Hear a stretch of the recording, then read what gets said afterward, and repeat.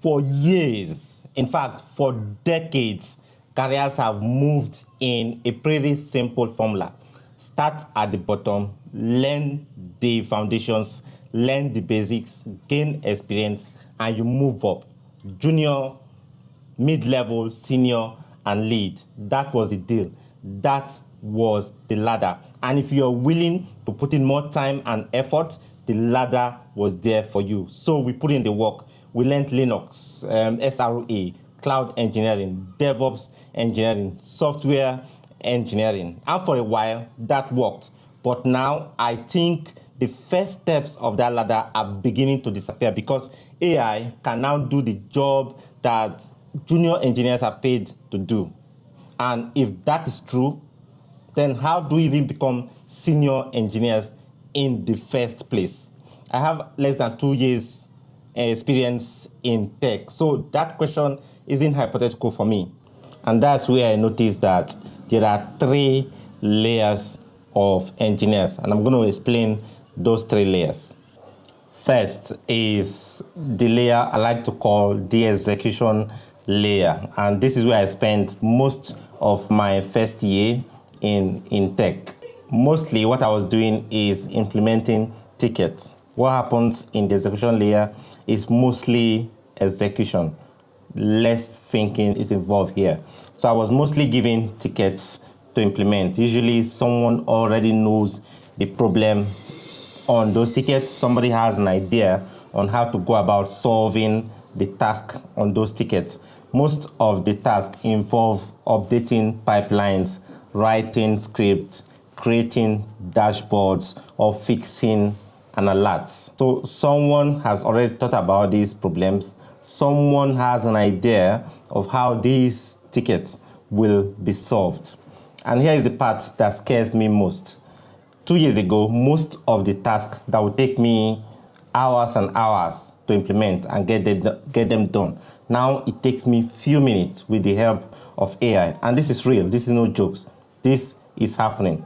Within few minutes, AI can implement most of these tasks. If a senior engineer can get all these jobs done faster, it means a senior engineer can work with AI instead of working with junior engineers to carry out the execution task.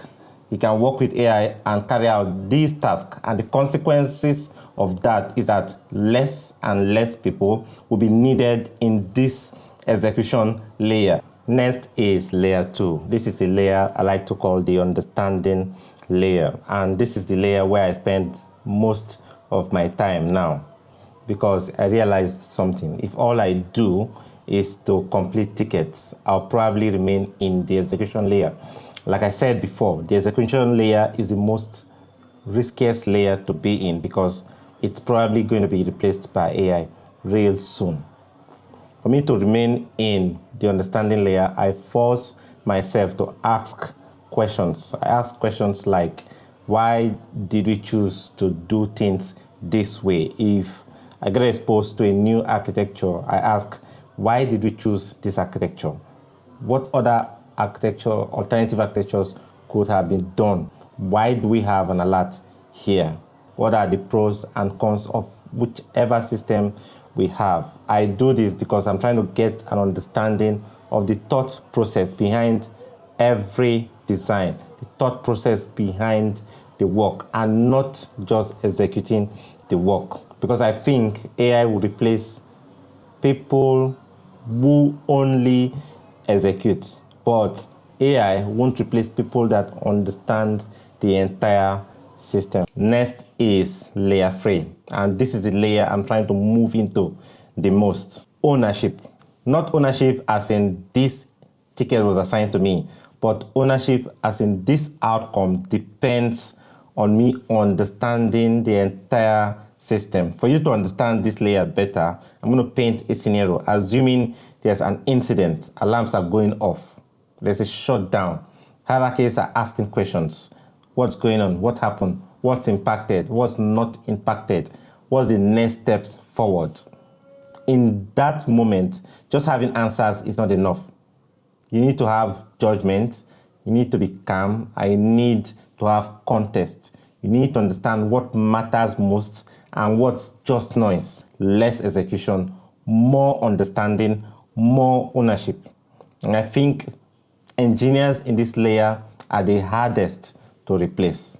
So this is the conclusion I've come to. I think the value is moving away from execution toward understanding and ultimately toward ownership. So instead of asking, what skill should I learn?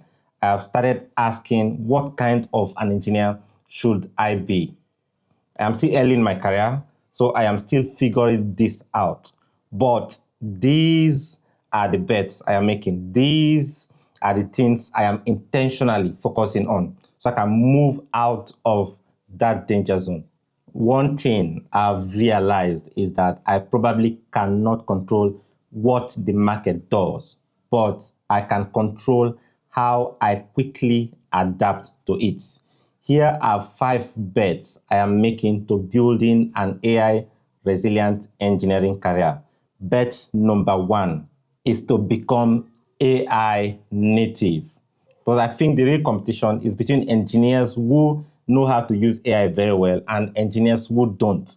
So I don't try to avoid it. I try to use it every day. I use it for research. I use it to troubleshoot. I use it to understand unfamiliar code. I use it to write scripts. I even use it to challenge my thinking. But the rule I set for myself is that if AI gives me an answer, I don't just stop there. I ask why. Can I explain this to someone else? Can I do the same thing without the presence of AI? So AI can help me move faster, but I do not let it do the thinking for me. But if it does that, it means I am not growing. The goal for me is to be genuinely be better with the use of AI.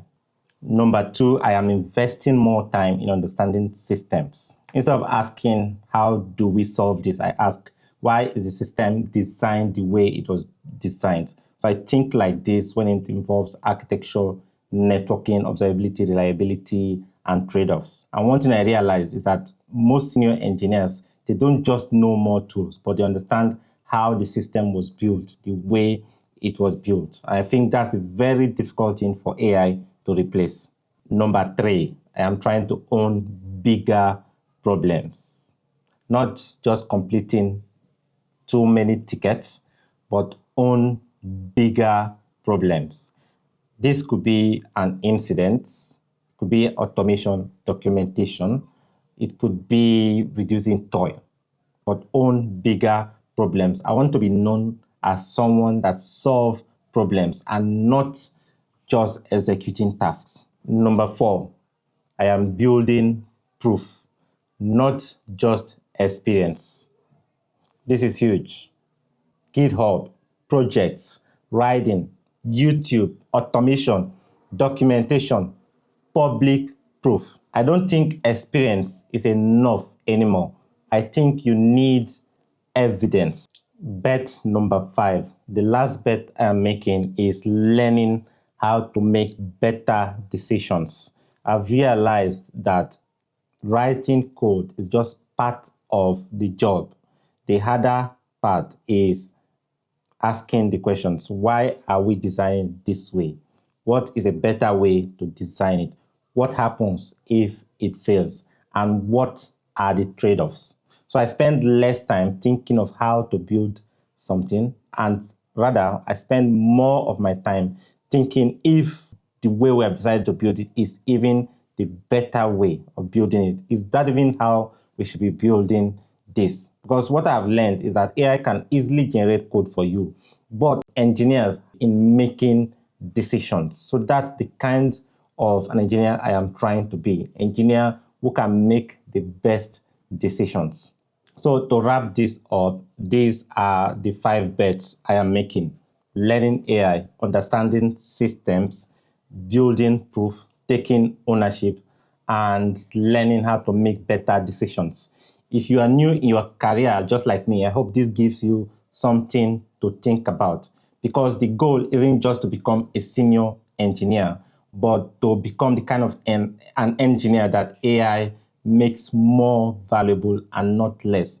And that's the kind of an engineer I am trying to become. If you have other bets, that you think I missed, please, I would like to hear them in the comment section. Thank you for watching this video. Bye.